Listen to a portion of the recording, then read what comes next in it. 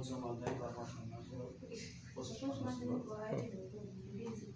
ভগবতে ব্রহ্ম নির্বাণ বিষয়ক্ষী কলমষা সর্বভূত সর্বভূতে হিতিরতা। সর্বার্থ যে সকল ঋষিগণ নিষ্পাপ, সংশয় শূন্য, সংযত চিত্ত এবং মানব জীবের কল্যাণে রত, সেই সকল ঋষিগণই ব্রহ্ম নির্বাণ লাভ করেন।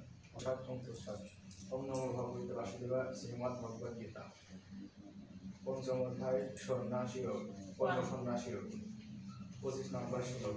শ্রী ভগবান বলেন, লভন্তে জ্ঞান ব্রহ্মতে নির্বাণম বিষয়ক্ষীণ কলমষা ছিন্নদ্বৈধা ইয়তাত্মানম সর্বভূতে হিতেরতাম। সর্বার্থ শ্রী ভগবান বললেন, যে সকল ঋষিগণ সংযত চিত্ত, সংশয় শূন্য এবং জীব কল্যাণে যত থাকে তারা ব্রহ্ম নির্বাণ লাভ করে।